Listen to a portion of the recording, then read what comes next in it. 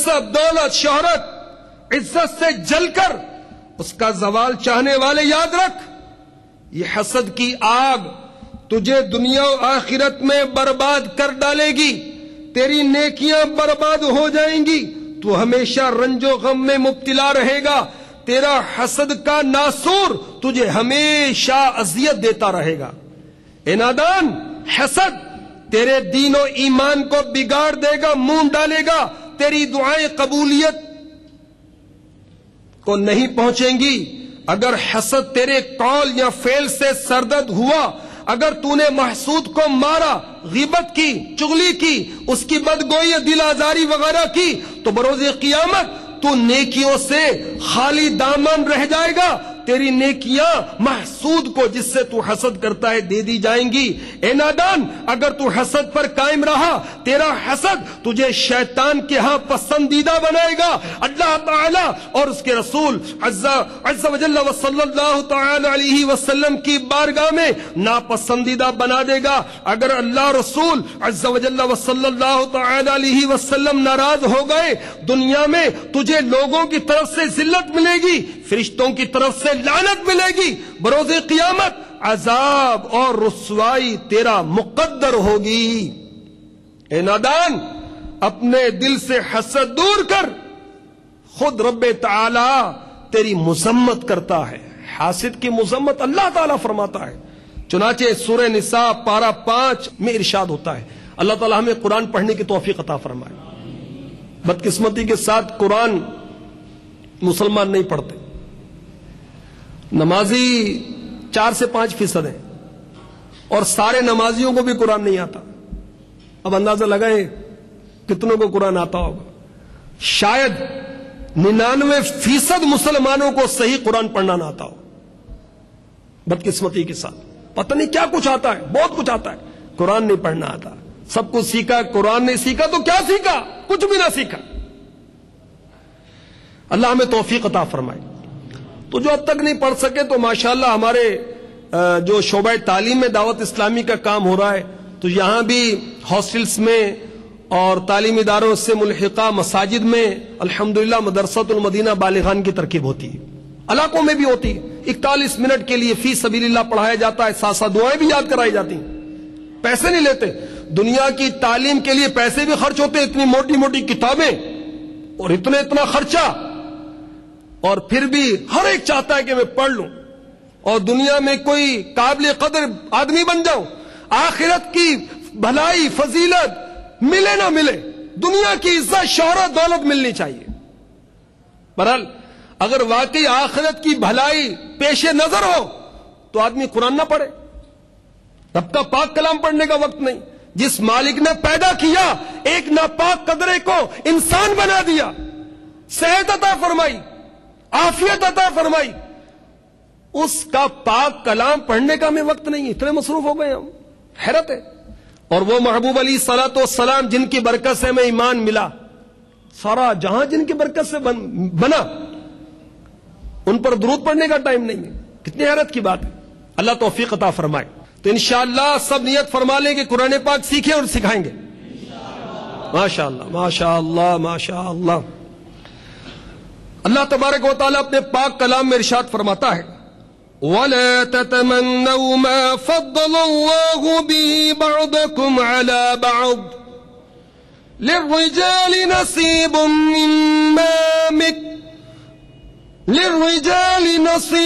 مِّمَّا اكْتَسَبُوا وَلِلنِّسَاءِ نَصِيبٌ مِّمَّا اكْتَسَبْنَ وَاسْأَلُوا اللَّهَ مِن فَضْلِهِ إِنَّ اللَّهَ كَانَ بِكُلِّ شَيْءٍ عَلِيمًا۔ ترجمہ کنز الایمان، اور اس کی آرزو نہ کرو جس سے اللہ نے تم میں ایک کو دوسرے پر بڑائی دی۔ اللہ نے بڑائی دی نا بھائی، مال میں، جمال میں، عزت میں، شہرت میں، منصب میں، جو بڑائی ہم سے زیادہ کسی کو حاصل ہوئی کس نے دی؟ اللہ نے دی۔ تو ہمارا پاک پروردگار کیا فرما رہا ہے؟ اور اس کی آرزو نہ کرو جس سے اللہ نے تم میں ایک کو دوسرے پر بڑائی دی۔ مردوں کے لیے ان کی کمائی سے حصہ ہے اور عورتوں کے لیے ان کی کمائی سے حصہ، اور اللہ سے اس کا فضل مانگو. بے شک اللہ سب کچھ جانتا ہے. صلو علی الحبیب صلی اللہ تعالی علی محمد. عام اجتماع ہوتا تو درود پاک کا رسپانس بہت زوردار ملتا. شعبہ تعلیم والے بہت آہستہ آہستہ پڑھیں گے بھائی. آقا پر درود جھوم جھوم کر پڑھیں بھائی. صلو علی الحبیب صلی اللہ تعالی علی محمد. توبوا الی اللہ استغفر اللہ. صلو علی الحبیب صلی اللہ تعالی علی محمد. تو وہ نادان انسان، وہ نادان مسلمان جو اپنے مسلمان بھائی کے منصب، دولت، شہرت، عزت سے جلتا ہے، اس کا زوال چاہتا ہے، وہ اپنی موت کو کثرت سے یاد کرے. حسد کے مرض کا ایک علاج یہ بھی ہے. چنانچہ حضرت سیدنا ابو درداء رضی اللہ تعالی عنہ فرماتے ہیں آدمی جس قدر زیادہ موت کی یاد کرتا ہے اسی قدر اس کی خوشی کم ہوتی ہے اور حسد کم ہوتا ہے.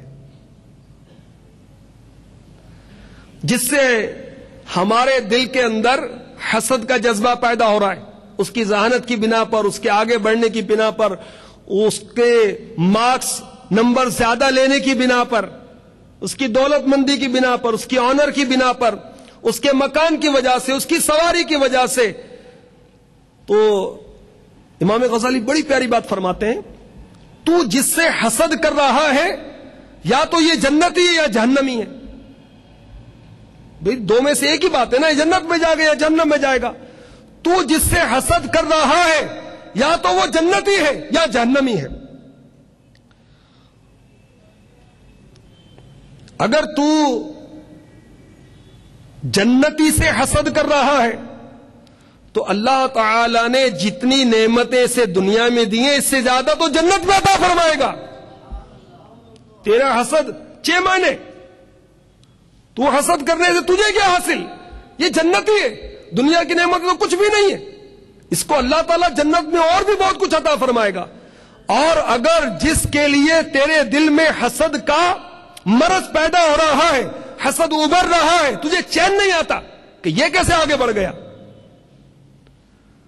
اگر یہ جہنمی ہے، دوزخی ہے، تو وہ تو جہنم میں جانے والا ہے. تجھے حسد کر کے کیا حاصل ہوگا؟ جہنمی سے حسد کرتا ہے.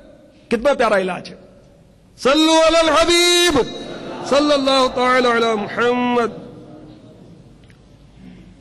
امام غزالی علیہ رحمۃ اللہ الوالی فرماتے ہیں جنتی لوگ دنیا اور آخرت میں حسد سے پاک ہیں. حسد نہ ہونا یہ جنتی لوگوں کی صفت ہے. تو دنیا اور آخرت میں جنتی لوگ حسد سے پاک ہیں. تو جو اپنے آپ کو حسد سے بچائے گا اللہ تبارک و تعالی اسے وہ مقام عطا فرمائے گا جہاں حسد نہیں، بغض نہیں، کینہ نہیں، یعنی جنت عطا فرمائے گا. تنبیہ الغافلین میں بڑی پیاری حکایت لکھی ہے، سنیے. حضرت سیدنا انس بن مالک رضی اللہ تعالی عنہ فرماتے ہیں ہم حضور پرنور شافعی یوم النشور صلی اللہ تعالی علیہ وآلہ وسلم کے پاس بیٹھے تھے. غیب کی خبر دینے والے آقا، مدینے والے مصطفیٰ، کعبے کے بدر دجا، طیبہ کے شمس الضحیٰ، دافع جملہ بلا، شافع روز جزا، احمد مجتبی، محمد مصطفیٰ صلی اللہ تعالی علیہ وسلم نے فرمایا ایک جنتی اپنے ہاتھ میں جوتا لیے آئے گا. کیفیت بھی بتا دی کس کیفیت میں ہوگا. اسی وقت اسی حالت میں بائیں ہاتھ میں جوتا لیے ایک شخص حاضر ہوا اور سلام کر کے بیٹھ گیا. دوسرے دن میرے آقا علیہ الصلوۃ والسلام نے پھر فرمایا کہ ایک جنتی آئے گا اور اس حالت میں ہوگا، تو وہی شخص آیا. تیسرے دن بھی یہ غیبی خبر بتائی تو پھر وہی شخص حاضر ہوئے. جب یہ محفل نور برخاست ہوئی تو حضرت عبداللہ بن عمرو بن عاص رضی اللہ تعالی عنہ فرماتے ہیں اس شخص کے پیچھے ہوا کہ جس کے بارے میں 3 دن مسلسل مالک جنت و کوثر شاہ بحر و بر رسول انور صلی اللہ علیہ وسلم جنت کی خبر دے رہے ہیں. یہ کون ہے خوش نصیب؟ اس کے عمل کیا ہے؟ دیکھیں رشک کر رہے ہیں نا اس کے نیک عمل پر، اس لیے تجسس کرتے ہیں کہ اس کا نیک عمل پتا چلے، میں بھی پھر وہ عمل کروں. تو پیچھے گئے ان کے اور کسی ترکیب سے ان کے یہاں مہمان ہو گئے کہ آپ کے یہاں مہمان ہونا چاہتا ہوں. ٹھیک ہے جی. مقصد کیا تھا کہ اس شخص کا عمل دیکھیں یہ کرتا کیا ہے. آپ نے رات گزاری,